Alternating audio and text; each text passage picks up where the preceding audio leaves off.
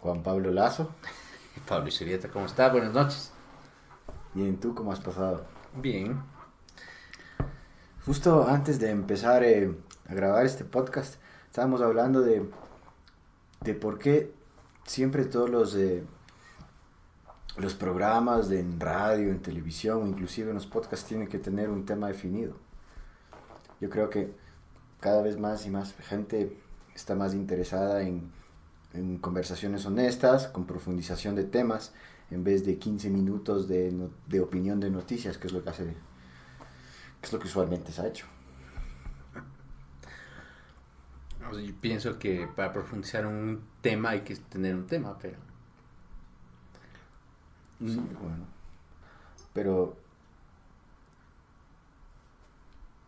bueno, o sea, tienes razón.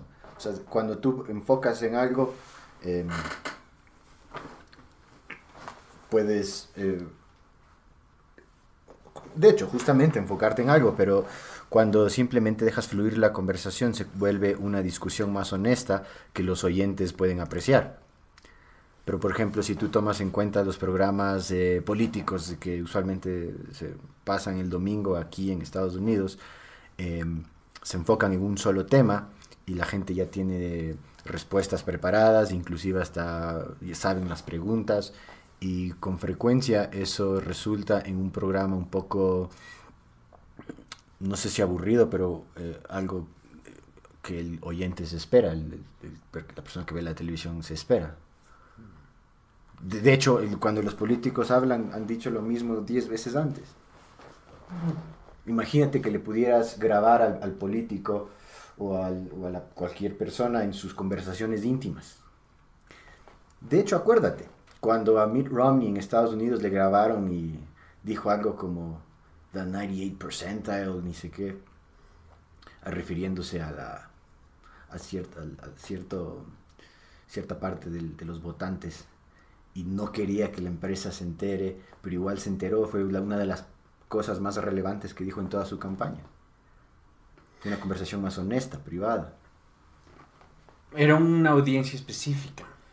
O sea, que él estaba hablando a un grupo de donantes republicanos a quienes tal vez les gustaba escuchar eso. No sé, una conversación honesta, una conversación íntima, por ejemplo, una conversación entre tú y yo, dos amigos que se conocen desde la infancia. De cierta manera, es honesto el momento que está apagado ese micrófono. Al menos que podamos sobreponernos a eso, al hecho de tener una cierta conciencia de estar grabando esto. Entonces, por ejemplo, ahorita podemos estar jugando con el tema, jugando con la idea de que esto no está al frente nuestro, de que no hay un controlador al frente nuestro, de que no hay una pantalla que está mostrándonos el progreso de nuestra conversación, de que los niveles de audio, todas estas cosas y el hecho de que se está grabando. Y podemos tratar de olvidarnos de la intención de que esto tal vez después podemos editar. Pero si estoy conversando solo contigo, eh, es porque tú eres mi audiencia, ¿no? Tú eres mi interlocutor. Posiblemente esa conversión pueda ser amena e interesante para una tercera persona. Sí, sí, sí creo que te entiendo. O sea, lo que tú dices es que por más que uno haga el esfuerzo de desconsiderar el micrófono, jamás va a ser completamente honesta, porque de hecho el micrófono está ahí y es imposible, por más que intentes, olvidar que el micrófono esté ahí. Así es. Sí, de acuerdo, pero sin embargo yo creo que puedes hablar de grados y aproximaciones, y si es que te puedes aproximar a una conversación 100% honesta, debes intentar, en vez de enfocarte en un tema, enfocarte en desconsiderar que hay un micrófono al lado. Yo, de cierta manera, pienso que en la modernidad las únicas conversiones honestas son con la plena consideración de que tenemos un micrófono al lado. ¿Por qué razón? Simplemente porque la tecnología, hoy en día, tengo a mi teléfono en mis manos, básicamente te plantea la posibilidad de que lo que hablamos, como todo lo que hacemos, es parte de los datos que se siguen recogiendo, de los cuales son dueños las grandes compañías que fabrican los aparatos que cargamos todo el tiempo. Y parte de lo que será la realidad que analiza, digamos, una inteligencia artificial o los poderes que pueden tener acceso a estos datos. Entonces, al menos que quiera ser un primitivo en la mitad del bosque absolutamente desconectado de todas las redes y de todo, estamos hablando de que la honestidad tiene que tomar en cuenta una audiencia. Y cada vez más hay más de esa audiencia. Por ejemplo, ahora todos los políticos se cuidan de que... olvidémonos de los políticos. Todas las personas que tienen un personaje público, conocidos. No se te riega el vodka. Se me ha regado el vodka en los pantalones. Pero te estaba diciendo que los personajes públicos se cuidan de no aparentar lo que en realidad son. No quieren salir en las redes sociales con fotos vergonzosas o diciendo alguna cosa como el ejemplo de Romney, que no había la intención de que escuche todo el mundo. Uh-huh. Pero a medida que estemos más involucrados con toda la tecnología y con todos los medios de comunicación que cada rato son más y más abrumadores, yo creo que la gente poco a poco va a ir aceptando que nadie es perfecto y que el Papa inclusive se ha de haber emborrachado alguna vez en su vida. Nunca. ¿Francisco? Francisco no, yo creo que Francisco sí se echó a los vinos y el Fernet con Coke. El Fernet con Sprite, sí. Posiblemente. O sea, el punto de lo de ser genuino me parece que es extremadamente importante. Porque sí, el simple hecho de que hoy en día tú puedes grabar todo lo que haces o al menos documentar momentos que van desde tu juventud hasta, bueno, cuando ya eres adulto, cuando ya quieres, cuando tomas conciencia de la imagen que tú pones hacia el mundo. El ser humano va a requerir aceptar justamente el hecho de que en algún punto pusiste en el Facebook una foto en donde estás... una foto vergonzosa. Sí, una foto vergonzosa. Una foto en la que estás, en mi caso, por ejemplo, pesando 185 libras en vez de las 150 que debería pesar. O los momentos en donde, claro, no eras exactamente como querías ser. Me parece que si hay algo, espero que no todas las conversaciones circulen de esta manera hacia esto, pero si hay algo rescatable de cierta manera de lo que ha hecho un político tan visible como Trump, es justamente alguien que su base decidió que se debe votar por él por un propósito, a pesar de que el tipo muy públicamente ha hecho todo lo que ha hecho. Todas las cosas que se van en contra de lo que normalmente esa base ha aceptado, de la perfección como político. ¿Estás hablando de que él iba en contra de lo que era políticamente correcto? Estoy hablando de que él... No, estoy hablando de que, por ejemplo, un tipo que le ha traicionado a la esposa con una estrella de porno y se sabe todos estos aspectos de la vida, tal vez... No estoy de acuerdo necesariamente de que esto haya sido aceptable dentro del contexto político, pero sí enmarca la idea de que hay una cierta hipocresía en el manejo de la imagen pública de cualquier persona. No solo de un político, sino de las personas y lo que ponen Estoy de acuerdo con el punto, pero creo que estoy en desacuerdo con el ejemplo de Trump, porque en mi opinión Trump es un farsante completo. Así es. Es un farsante completo. O sea, no sé si es que sabes, en su famoso casa en Florida, en Mar-a-Lago, había impreso portadas de la revista Time con su cara que decía persona del año y eran completamente falsas, las mandó a hacer para poner en su hotel. Claro. O sea, la falsedad de una persona no puede ir más allá que eso. Es como decir que tú tienes un diploma o tienes... bueno, no creo que hay mejor ejemplo que el de Trump. Es increíble. Sin embargo,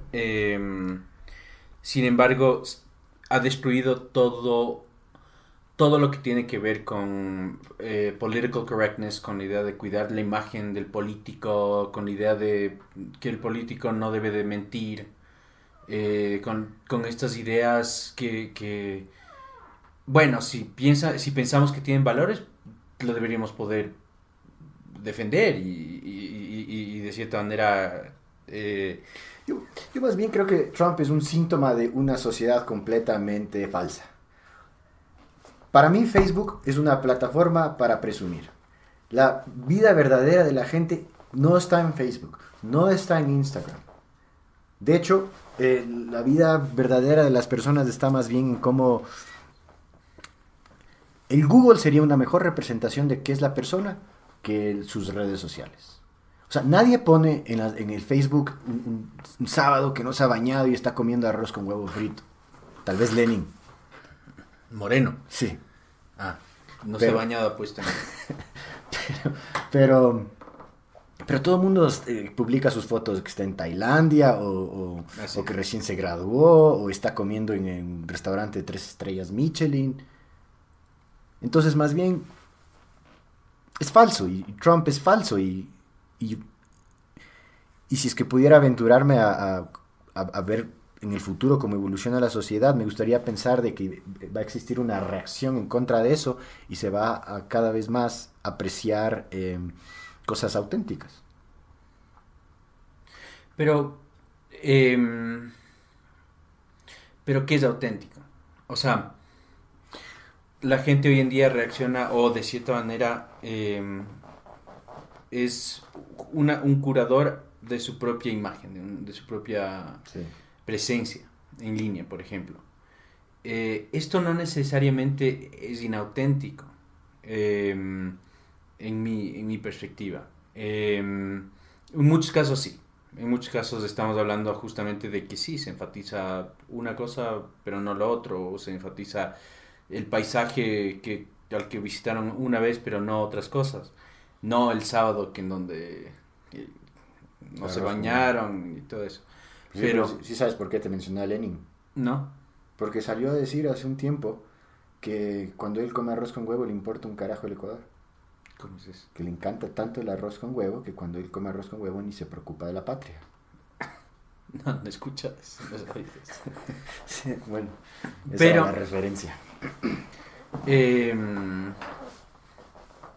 Tal vez lo único que quiero decir es que el ser auténtico básicamente debería tomar en cuenta el estado actual de la relación de los seres humanos con la tecnología y con el hecho de que se graba y nuestra presencia en línea y nuestra presencia en esto, si bien escogemos y curamos lo que los elementos sobre los cuales tenemos control, en un futuro vamos a tener una imagen mucho más completa de lo que la gente hace, dice, piensa, escribe, etcétera, etcétera. Yo espero, o más bien, que haya algún día en donde, por ejemplo, los datos, toda esta cantidad de cosas, todo lo que se graba de toda la población, sea accesible libremente a científicos. O sea, a científicos, a gente que puede estudiar esto, que no sea solo materia que le pertenezca a compañías como Google, a compañías como Facebook, o a los gobiernos que también pueden tener acceso a este tipo de datos, y podamos entendernos mejor, entender qué es tal vez en verdad auténtico, entender qué es verdadero en el sentido del comportamiento humano. Auténtico como decir, por ejemplo, auténtico no necesariamente, no sé si auténtico o si estamos hablando de dos cosas diferentes, porque auténtico en el sentido de que mis gustos, lo que decido ponerme, esto, etcétera, etcétera. Sin internet igual la gente pone una pantalla, igual, o sea, decide vestirse de una manera, ponerse, darse la imagen que quiere, cortarse el pelo de una manera, todo eso es parte. Y ahora me parece que nada más se extiende a todos estos medios. Cuando tradicionalmente un político o una persona pública salía a hablar en público, eh, sus palabras y su imagen era curada. Las redes sociales es eso para toda la población. Entonces no es auténticamente lo que son. O sea, se supone que ellos están representando sus vidas, pero en realidad están representando su aparición pública. Su apariencia pública, sí. Sí. Eh, bueno, otro de los defectos que se ha visto es por ejemplo, que muchas veces la manera para llamar la atención es el publicar perspectivas más extremas. Por ejemplo, la polarización de las personas, dado que las redes sociales permiten tener un perfil público. Tú normalmente no vas a tener tanta gente que le gusta lo que dices si dices, bueno, lleguemos a un pacto, lleguemos a entendernos entre nosotros mismos. Normalmente no vas a tener tanta audiencia como cuando dices algo más extremo. De cierta manera, este perfil público me parece apta la comparación con los políticos. Se ha vuelto más político. Entonces, dada la abundancia bueno, material político, contenido político, a veces falso, a veces no, a veces legítimo, es lo que la gente también eh, señala o enfatiza.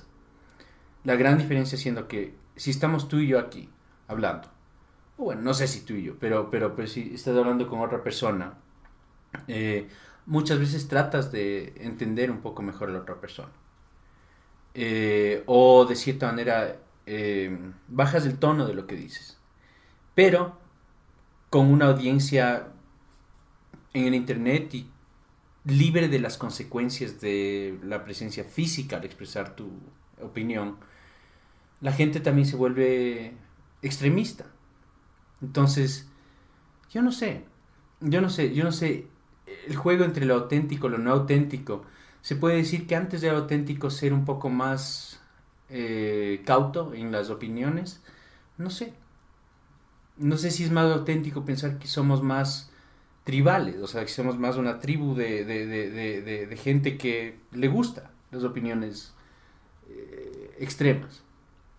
Bueno, también hay que mencionar que antes el micrófono lo tenía alguien que en su gran mayoría se lo merecía. Había hecho algo importante en su vida, había aportado de alguna u otra manera.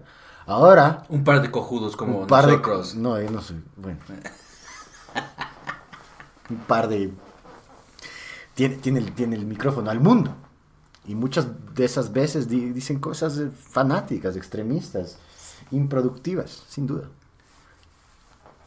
Pero dices improductivas, pero tiene audiencia más bien. Sí, sí, todo el mundo tiene audiencia. Todo el mundo puede tener audiencia. Entonces, tú no vas a llamar la atención justamente hablando de llegar a consensos.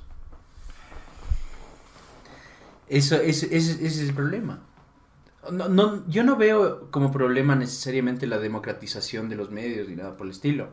Me parece finalmente un efecto de la modernidad, una cosa que no es ni buena ni mala.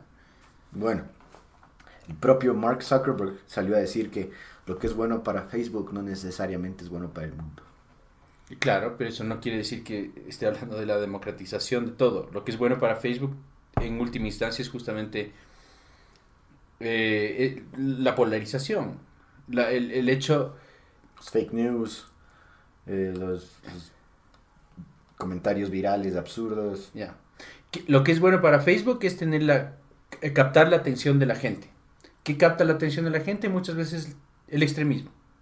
Entonces sí, de hecho, lo que es bueno para Facebook no es necesariamente bueno para la sociedad en general. ¿Sabes lo que significa vodka? No. traguito Traguito. o agüita. Agüita. Y el diminutivo es parte de...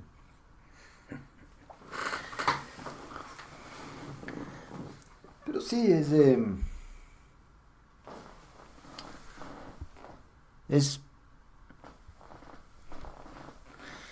Y ahora quieres ser parte, básicamente, de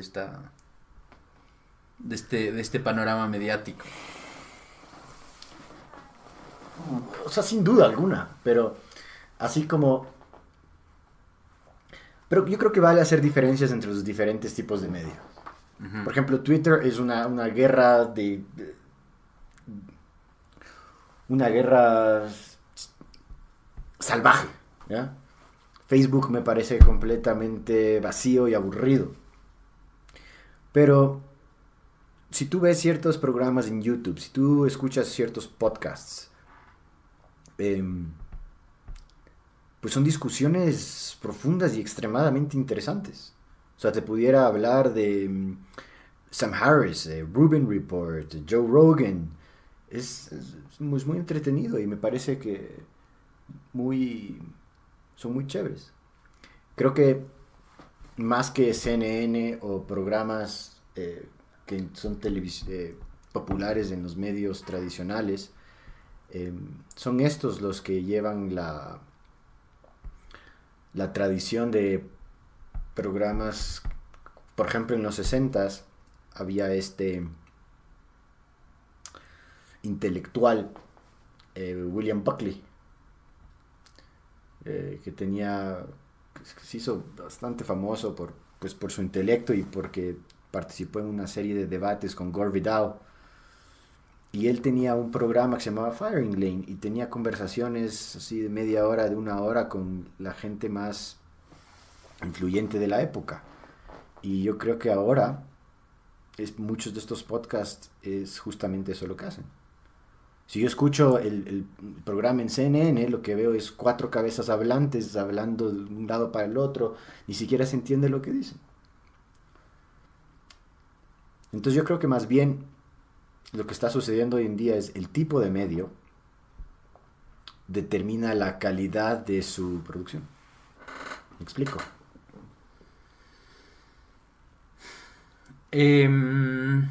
La calidad en el sentido de la calidad de las ideas, ¿es lo que estás diciendo? Sí. Y de la conversación y de la discusión. Y es también en el arte, o sea, tomemos un ejemplo la música. Si es que tú vas a escuchar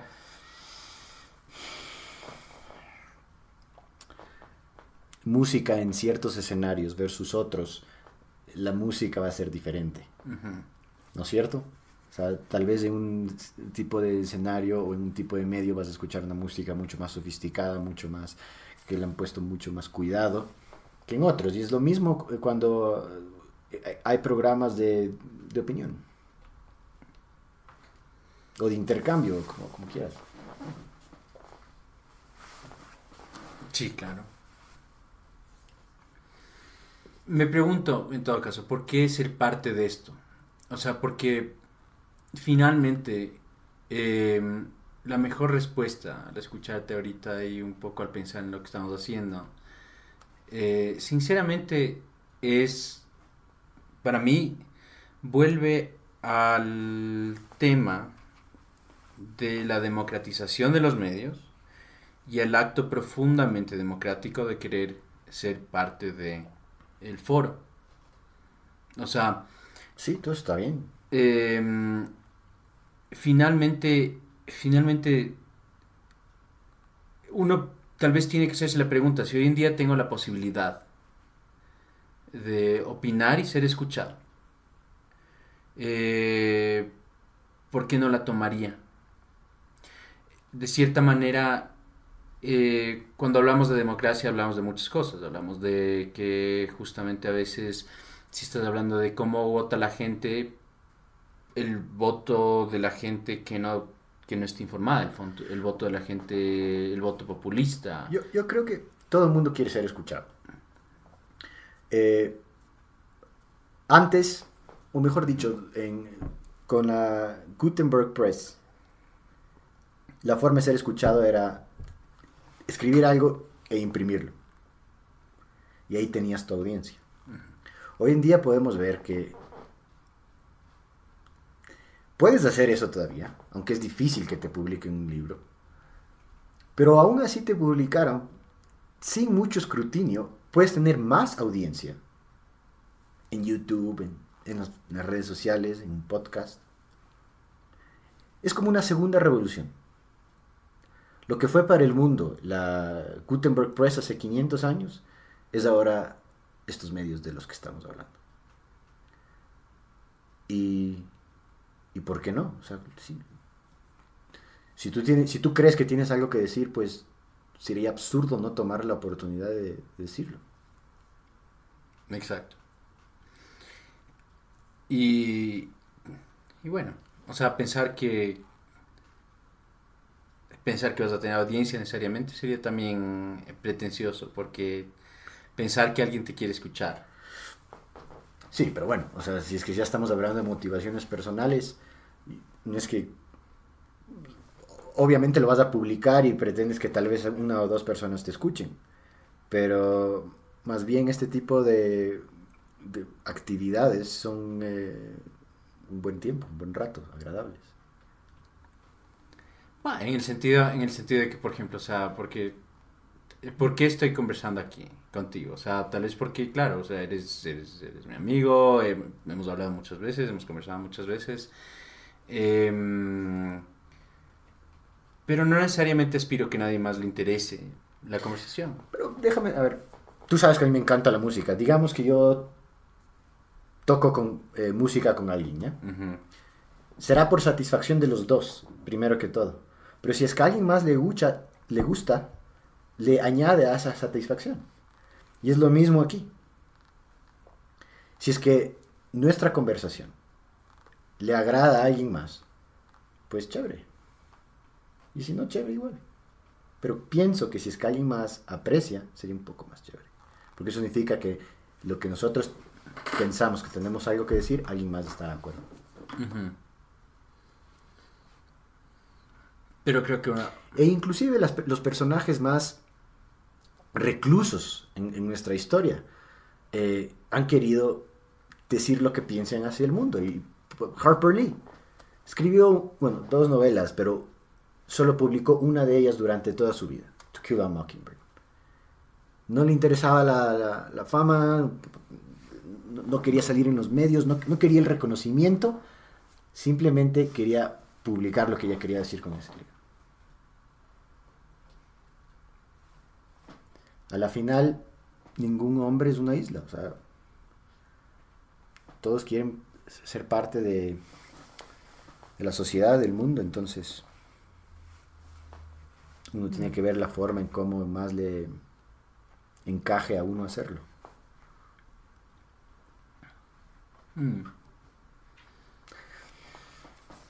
Yo no uso Facebook, pero sí me gusta la idea de la radio, el podcast.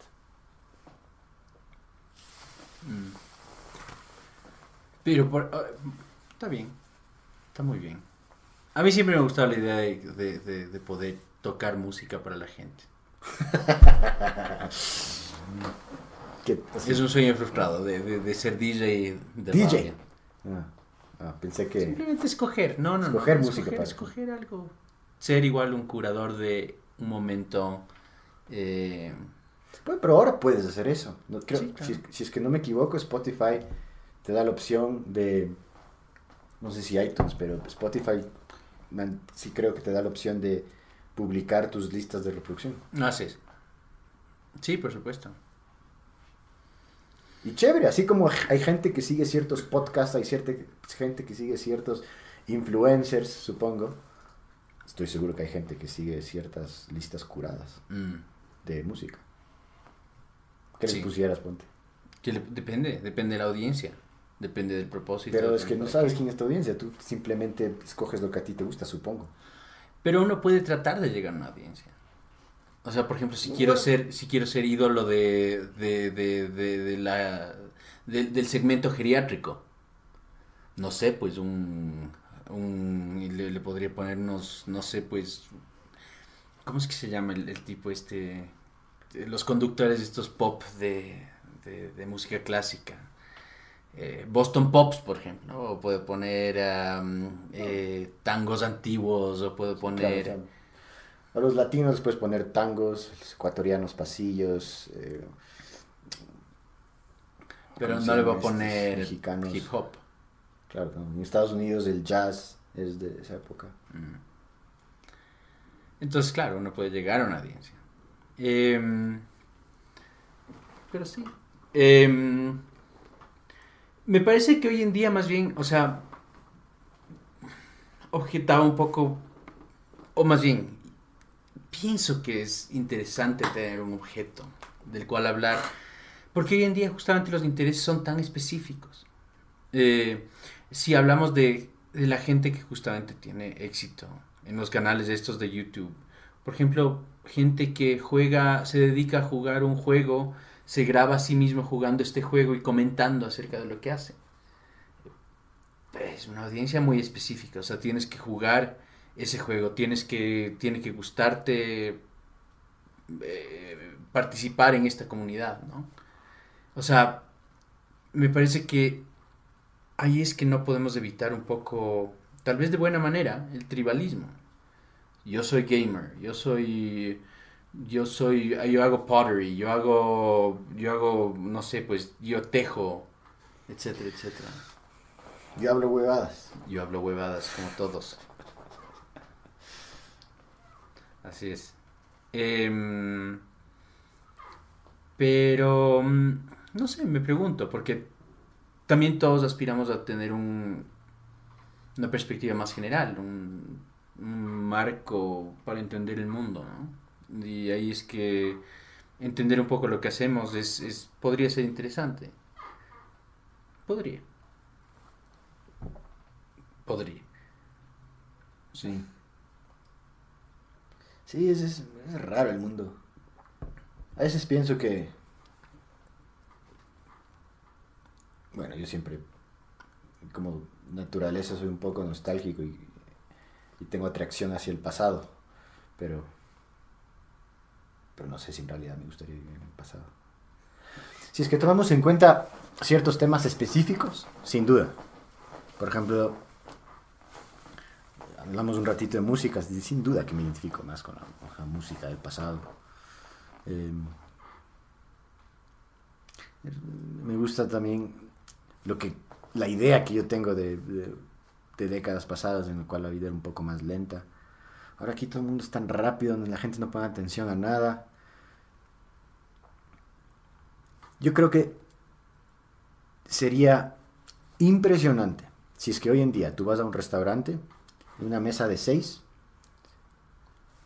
y les observas. Y digamos que dure 2 horas del almuerzo. Y que durante 2 horas nadie saque el celular y se distraiga de su almuerzo.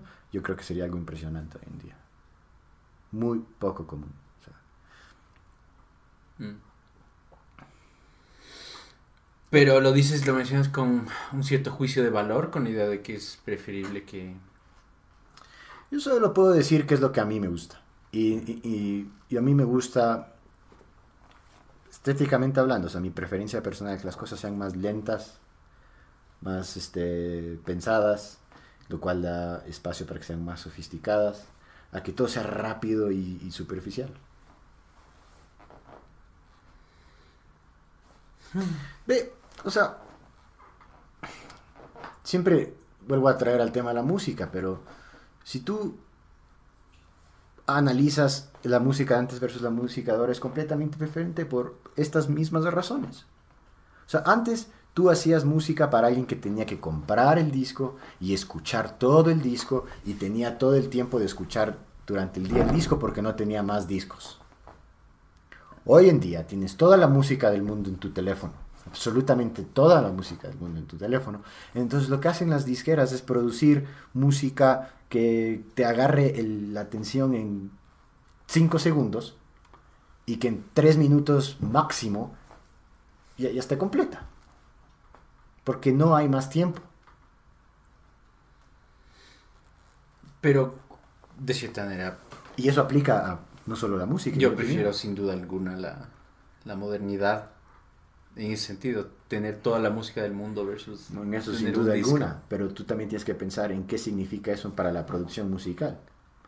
O sea, No, lo que está en tu playlist es los éxitos del siglo XXI o más bien es música más vieja.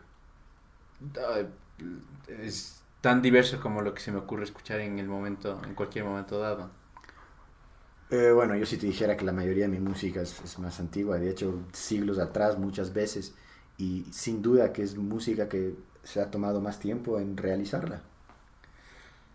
Sí, De hecho, ahora ni siquiera usan instrumentos, tienen unos algoritmos predeterminados de lo que le gusta a la gente, o sea, saben el cambio de notas que tienen que hacer para que sea agradable, y todas las canciones son iguales. Son el mismo formato, el mismo algoritmo. Las canciones pop, ¿no? Estoy seguro que hay músicos extraordinarios. Pero ponte a analizar todas las canciones pop. Son exactamente iguales. siempre sí, el pop siempre sigue ciertas fórmulas. O sea, ciertas, el tiempo, Sí, pero, 4 pero 4. hay análisis de la tonalidad de la música, ¿ya? Y, y eso significa em, qué rango de puedes escuchar los diferentes instrumentos en una composición, ¿ya? Entonces, acuérdate los Beatles que incluyeron violines en unas de sus canciones. Eso ya no existe ahora. Es la mayoría de canciones populares, ¿no? Lo que escuchamos todos.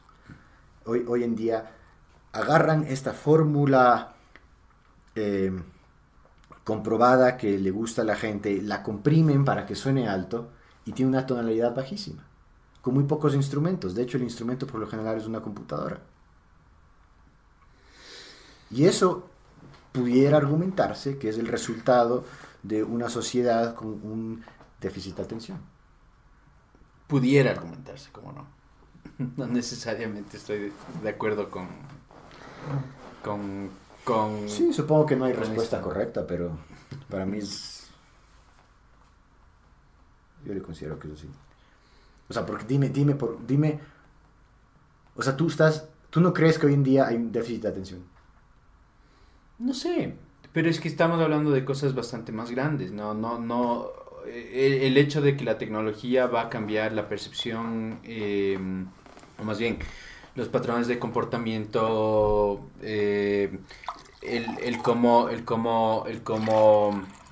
el cómo pensamos, el cómo se forma el cerebro, dado la tecnología, dado el ambiente, sin duda alguna. Pienso que... Pero mira, toma el ejemplo de las cuestiones políticas también en una sociedad. Hoy en día, a diferencia de antes, hay un nuevo suceso a cada rato, entonces la gente como que pierde enfoque. O sea, ok. regresemos a la Revolución Francesa. Los excesos del rey, de Luis XVI y María Antonieta, fue algo que duró décadas. Y finalmente, pues, todos sabemos, terminó en la decapitación de los malos. Pero hoy en día, ni siquiera cada semana, hasta cada hora sale algo nuevo. Entonces es un déficit de atención. La gente no se enfoca en una sola cosa. Yo estoy de acuerdo que la mayoría de gente no se enfoca en una sola cosa. Pienso que hoy en día hay la posibilidad de traer atención a más cosas por un tiempo más corto. Y es parte de la estructura de cómo funciona el mundo hoy en día nueva. Pero la capacidad de tener objetivos a largo plazo o el liderazgo para poder lograr, o sea, conducir a una sociedad a objetivos a más largo plazo, ahí es el reto, Sí, ahí es un en poco eso sí estoy de acuerdo. la falla. Yo sí pienso que nuestra filosofía avanza 100 veces más lento que nuestra tecnología. Entonces hemos tenido estos teléfonos por 20 años, digamos, o menos. Y pues, nuestros cerebros no están hechos para esto. Hemos evolucionado por miles de años en el cual tener estímulos cada 5 segundos es completamente algo fuera de lo natural. Pero eso tampoco quiere decir, asumo, en tu opinión, que tenemos que volver a las cavernas para estar en el ambiente... Nadie dice eso. No es que nadie dice eso, pero la implicación de cierta manera, o sea, justamente desde la perspectiva evolutiva de entendernos, que es muy importante entender, o sea, fisionómicamente, cómo se formó nuestra fisionomía, cómo se formó las estructuras de nuestro cerebro, cómo se formaron estas a lo largo del tiempo evolutivo. Es importante entenderlo y es importante entender qué es lo que sucede dado los ambientes modernos. O sea, esa interacción es algo muy importante. De cierta manera, ojalá en un futuro, dado un entendimiento de esta relación, dado un entendimiento propio de lo que es un ser humano, la tecnología y los hábitos y las sociedades, y a lo que sigamos haciendo y promoviendo, toma en consideración que es la mejor manera de aprovechar un ser humano, la mejor manera de ser un ser humano más lleno. Entonces, por ejemplo, un día a día en donde uno puede integrar más, estar afuera, moverse más, literalmente moverse más, porque gran parte de nuestra evolución fue en movimiento. No necesariamente, hay muchas cosas que son contradictorias a lo que es nuestra evolución y lo natural, llamémoslo así, o para lo que estamos mejor diseñados, construidos. Van mucho más atrás de la modernidad, o sea, de la tecnología moderna. O sea, cuando hablamos justamente de la revolución industrial y el hecho de que lo que es tener un ser humano en una fábrica todo el día, o lo que es tener un ser humano en una oficina sentado todo el día, o lo que es todas estas innovaciones de la sociedad, ¿no?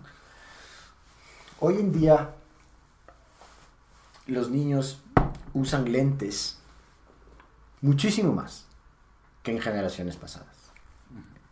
Y resulta que es porque no salen afuera, porque es necesario la vitamina D del sol para que los ojos se desarrollen bien. O sea, evolucionamos para estar afuera, como tú dices, y eso es necesario para que nuestros ojos se desarrollen bien. Porque necesitamos estar afuera para ver que venía el lobo a comernos, o para ver que lejos estaba el venado que queríamos cazar. Entonces, todas estas cosas, colectivamente, en mi opinión, tenemos que aprender y tomar conciencia. De acuerdo. Entonces, darnos cuenta que todos los estímulos que tenemos de todo rato, tenemos que ignorar algunos. Todos tenemos WhatsApp. Y especialmente en los grupos de WhatsApp, a cada rato te llegan pendejada tras pendejada, tras pendejada, tras pendejada. Y en mi opinión es un error ponerles atención a todas esas cosas, porque estamos acostumbrados a que la información que nos llega es poca. O sea, la información que nos llega es única. Regresemos 100 años atrás, si conseguías, especialmente si es que no eras una persona con muchos recursos, si te llegaba un libro, era tu único libro.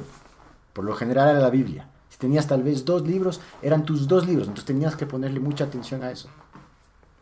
Hoy en día te llega un montón de información cada minuto. Entonces tú tienes que crear conciencia, como te digo, y escoger a qué le pones atención y escoger cómo reaccionas a esa información. Entonces sí, lo que tú dices.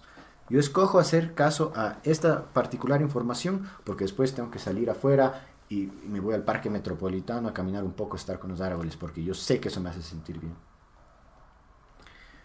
Pero eso es avance filosófico, como te decía, que va muchísimo más lento que el avance tecnológico. Yo creo que antes que colectivamente nos demos cuenta de esto, vamos ya a ser medios cyborgs. Con un chip, con el teléfono no en la mano, sino implantado en nuestros cerebros. Fuera de broma, ¿eh? Ojalá. Bueno, yo me implantaría el Apple, ¿no? Porque soy un yuppie de mierda. ¿No estabas diciendo que... ¿Cómo se llama el de Google? Claro, eso sería lo malo. El Siri no sería muy bueno. Tal vez mejor me implanto el chip de Google. No estoy seguro. Ahí habría que ver cuál es el más conveniente. O todos. Para hablar directamente con todos. Puede ser. Sí.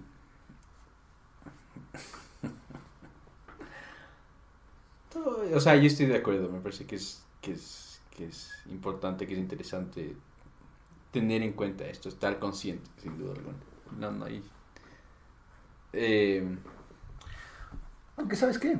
Pensándolo dos veces, pienso que inconscientemente la sociedad sí se está dando cuenta de esto.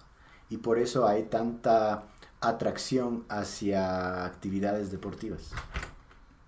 Pero no es inconscientemente. Yo no creo que la gente piensa que tenemos ya tanta tecnología que hemos perdido nuestro sentido de evolución y por eso tenemos que asemejarnos más a como éramos hace miles de años y por eso necesitamos mover nuestros cuerpos. No, la gente busca bienestar. Sí, la gente busca bienestar. La gente, y a ver, obviamente no somos las únicas dos personas que piensan acerca de esto, ¿no? O sea, entonces por eso digo que no es inconscientemente. Y los fenómenos, aparte de la tecnología, en el comportamiento de la gente, justamente el hecho de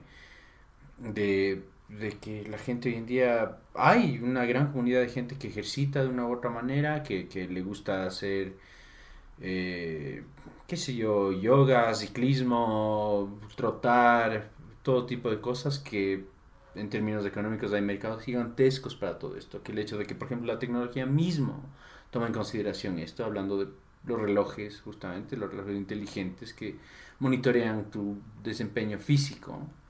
La conciencia está ahí. La integración de esto está ahí. Pero tú piensas que esta popularidad del deporte, del movimiento, del ejercicio, ¿es más una reacción a la tecnología, como estamos diciendo, o más bien una etapa natural, cíclica de la historia que ya toca? Por ejemplo, porque si regresamos a los 70s, en mi opinión, la gente ahí era más bien artista, bohemia. Hace poco vi una conferencia, creo que era un jugador del Real Madrid en los 70s, una conferencia de post partido, y el jugador salía ahí con un cigarrillo y un vaso de whisky hablando del juego que acababa de jugar. Hoy en día eso sería impensable. El uso de alcohol y drogas en esa generación mucho más aceptada, inclusive hasta era algo bueno. Depende de la droga. O sea, diferentes generaciones tienen diferentes drogas. Pero a lo que voy es que ha habido épocas y generaciones en las cuales su forma de... Su principal vocación como comunidad ha sido lo intelectual, como por ejemplo la generación de la Ilustración. En los 60s o 70s yo sí creo que fue el arte y en otras épocas de la historia también. Y hoy en día yo creo que es el deporte, encontrar virtud a través del cuidado del cuerpo de uno. No sé, o sea, yo no sé si se puede generalizar exactamente así, especialmente ahora. O sea, porque la perspectiva que tengo de la modernidad justamente habla más de tribalismo. O sea, hoy en día tienes la posibilidad de tener comunidades más diversas y justamente muy profundas dentro de lo que hacen.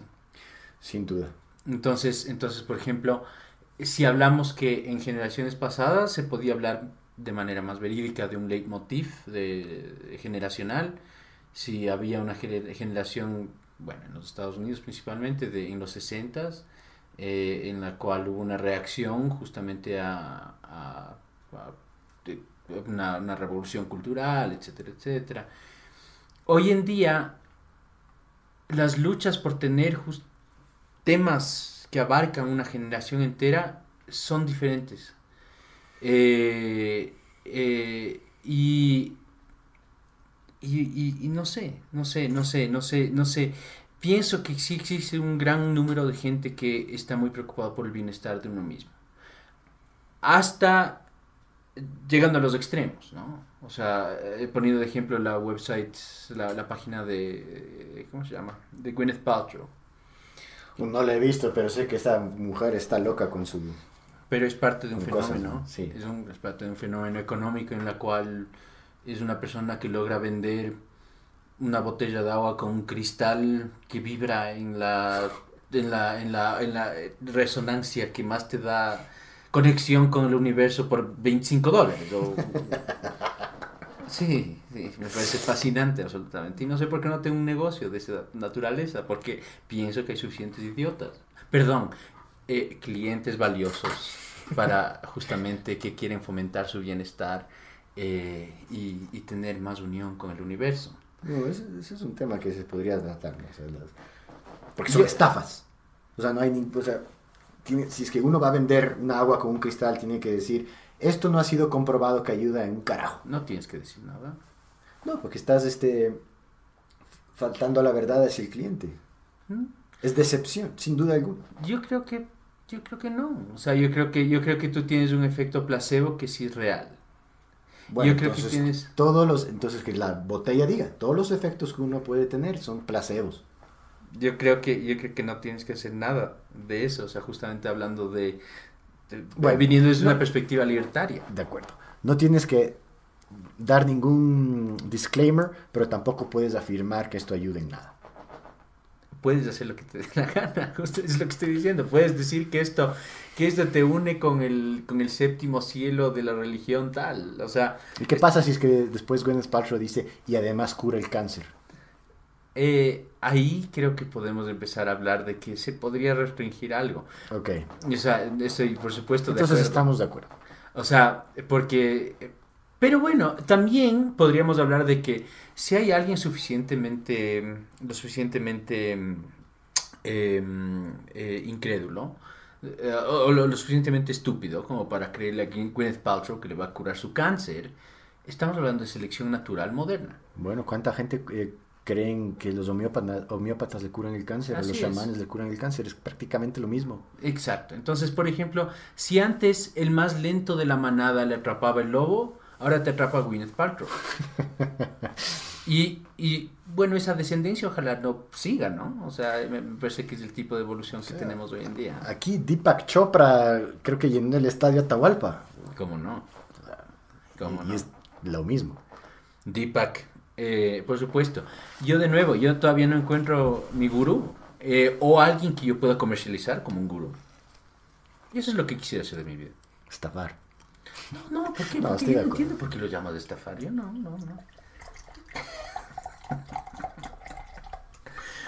Pero, o sea, justamente si piensas en las grandes estafas hoy en día, todavía las grandes estafas tienen que ver con religión, todavía las grandes estafas tienen que ver con las mega iglesias que te prometen todo lo que quieras, o con igual, las no tan mega iglesias como la de la website de Gwyneth Paltrow o estas cosas. Finalmente, no, obviamente estoy muy de acuerdo de que se trata de estafas. Pero la gente sigue buscando eso, ¿no? Sigue buscando una cierta esperanza, una cierta identidad, un cierto bienestar, una cierta manera de entenderse, puedes llamarlo si quieres filosóficamente o espiritualmente, ¿no? Existencialmente. Existencialmente.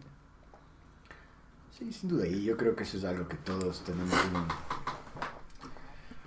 un desafío de vida, siempre es para todos ir entendiéndonos mejor. Así es. Lo que discutimos es que hay mejores formas que con agua de cristales. No sé. O sea, no sé. La verdad es que no sé. O sea, si me paso haciendo yoga todo el día, pensando en esas cosas y todo lo demás. Sí, cada uno tiene su forma, sin duda alguna. Ahorita me hiciste acuerdo de una lámpara que desarrolló un ex ingeniero de Apple, o sea, que parece Dalshin, que parece Mohandas Gandhi, es un yogi o sea, increíble. Y aparentemente también muy inteligente, como te digo, un ex ingeniero de Apple, y desarrolló una lámpara que te da pulsaciones de luz en la cabeza. Y según él, esto asemeja la reacción en el cerebro parecida a los psicodélicos, como por ejemplo la ayahuasca, el LSD, que hay mucha teoría que te dan cierta iluminación filosófica de tu existencia, ¿no? Entonces él dice que estas pulsaciones es como si es que la ilustración la iluminación es llegar al tope de la montaña. Él dice que esta lámpara es como un bastón que te ayuda a subir a la montaña.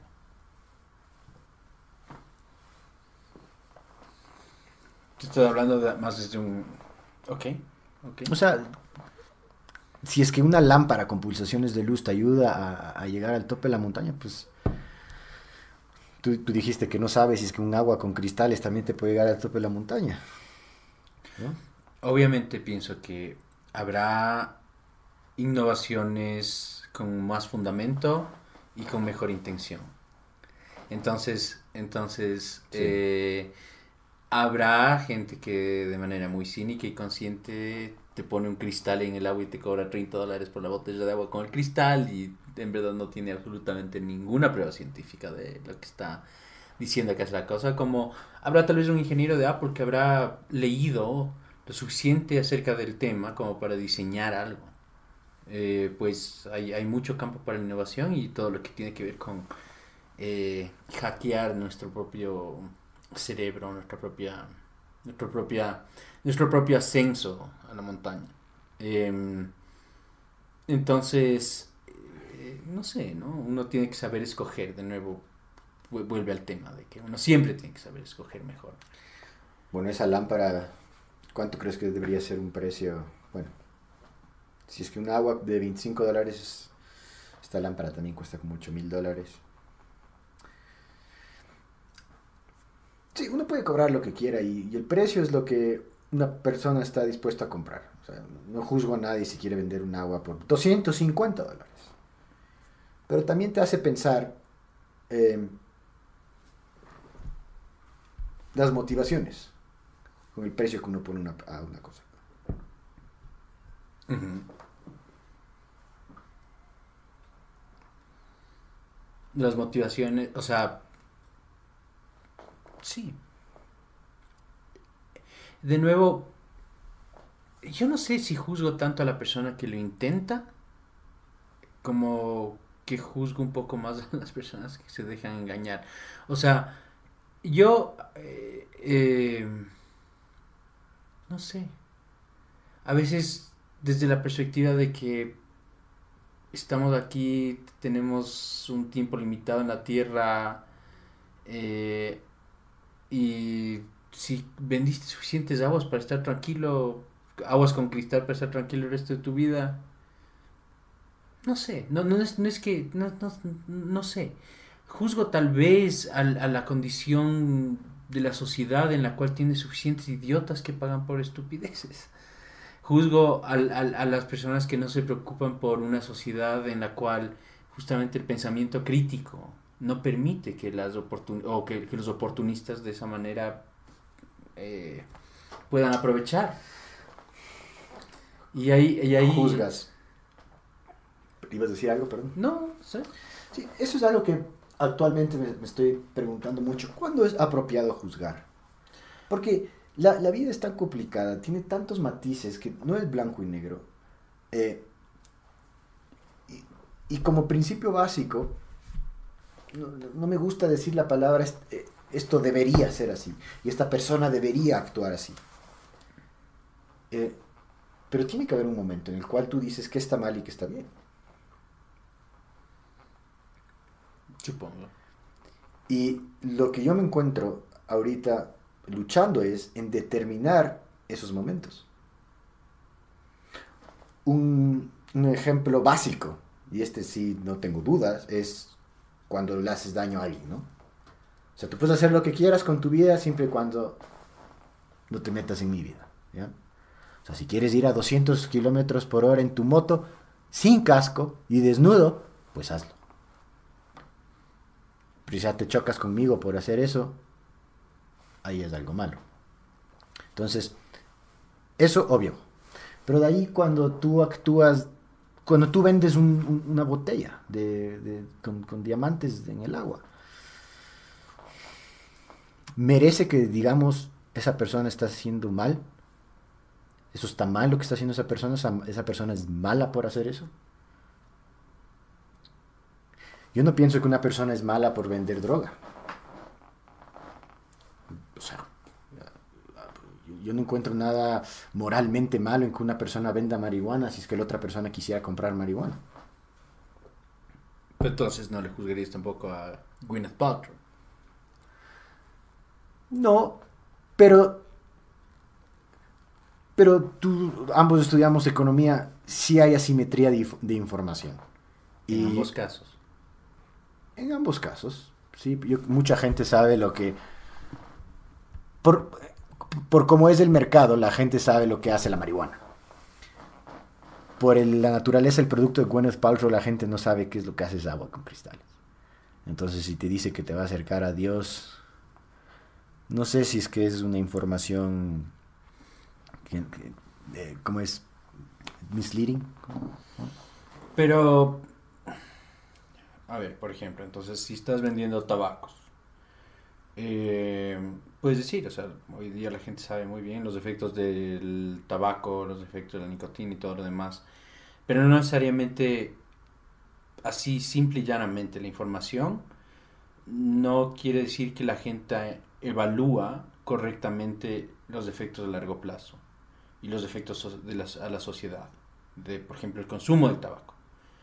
Si tienes más gente que se enferma, primero que, de nuevo, algo adictivo, algo que justamente la elasticidad del producto es como es, si me permites terminar. Y tampoco se evalúa lo que quiere decir eso para la sociedad y los costos que tiene para la sociedad. Entonces, ahí sí tiene que haber, me parece que no se trata de una transacción entre dos individuos o dos porque existen efectos a la sociedad y que existe todo esto. Creo que ya fue el último premio Nobel de Economía, Robert Thaler, que escribió Nudge. Y básicamente Nudge es que la sociedad siempre tiene ¿cómo se dice nudges? Incentivos hacia un lado u otro. Entonces es responsabilidad de la sociedad dar los incentivos adecuados. Entonces, en base a esa premisa, sí, tú pones un pequeño impuesto a los cigarrillos. De acuerdo. Pero a lo que yo más bien iba es, ¿cuándo juzgas a una persona por su virtud, por su moralidad? Es decir, digamos, una persona no te hace daño si es que decide ser un heroinómano. O tal vez si se decide quedarse en la cama sin bañarse, comiendo asquerosamente todo el día. Pero tú tal vez dices, no, eso no está bien, eso está mal. Y en las diferentes instancias en las cuales uno tiene el derecho de juzgar así, es en las en la cual yo me pierdo. ¿Quién soy yo para decirle a esa persona obesa que no se quiere levantar nunca del cuarto que no tiene virtud? O tal vez el heroinómano está enfermo, pero digamos que no está enfermo y es lo que quiere. Quiere pasarse su vida ahí con heroína en su cuerpo. ¿Quién soy yo para decirle a él, eso está mal? Entonces, a eso más iba. Tú eres una persona que a lo largo de tu vida ha intentado justamente o se ha tomado el reto de pensar, de desarrollar tu pensamiento crítico y desarrollar justamente tu perspectiva, llamémoslo existencial, tu perspectiva ante la vida. Entonces, sí, de cierta manera podría ser un poco más relativista, de cierta manera podría ser un poquito más, o no. Es que ese es el peligro, el relativismo. Un padre que abandona a su hijo. Puedo decir por un lado, ¿quién soy yo para juzgarle a esa persona de qué hacer con su familia? Pero por otro lado, dijo, o sea, si es que vas a tener hijos, claro, tienes que cuidarlo. Entonces, claro, lo que tú has hecho está mal y te juzgo por aquello. Bueno, más que nada, o sea, en algún punto uno, me parece, tiene la potestad de tener convicción en algo. Es difícil, ¿no? Estoy de acuerdo y entiendo de dónde parte la duda. Y me parece necesaria la duda. Pero sí, de hecho, si tú piensas por las múltiples dimensiones que estaría mal hacer eso, porque tiene costos al individuo, costos a la sociedad, por el simple hecho existencial de lo que puede sufrir una persona, dada la decisión de, por ejemplo, abandonar un hijo, no cuidar un hijo, etcétera, etcétera. Y que nada de eso está compensado porque, por ejemplo, la persona, qué sé yo, decide igual vivir la vida que vivía a los 19 años en Buenos Aires, drogándose todos los días, yendo a festivales de música y viviendo lo que le da la gana, teniendo responsabilidades sobre hijos. Sí es posible pensar en que el sufrimiento de más personas, el sufrimiento de otras personas, lleva a que la balanza sea un poco diferente.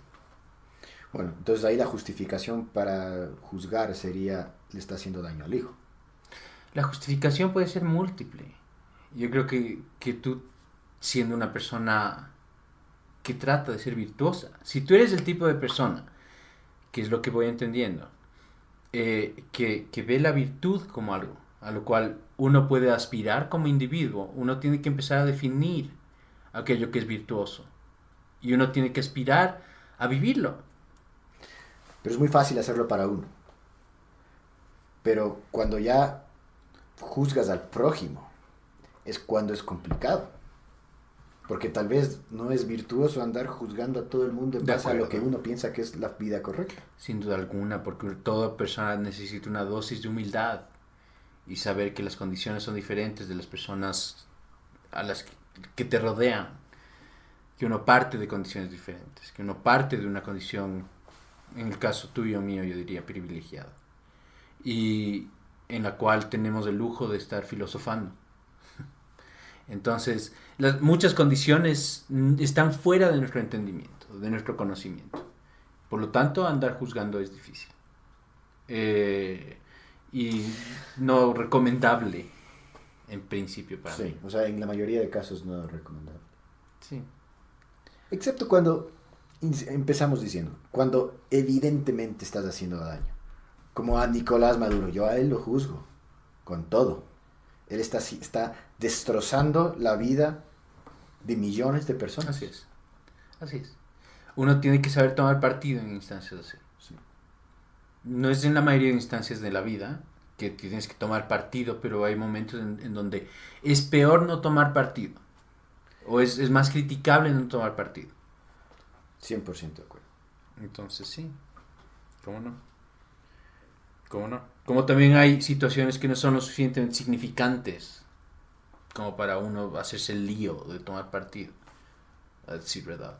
Sinceramente, desde mi perspectiva, relativamente abstraída. ¿Sí? O sea, no es de interés para nadie tomar partido, justamente en el día a día de la mayoría de las personas en su vida personal. Sí. Entonces, pero, sí. Y eso concluye el primer episodio de este podcast. Nos pusimos filosóficos. Así es. Bueno, Salud. Salud.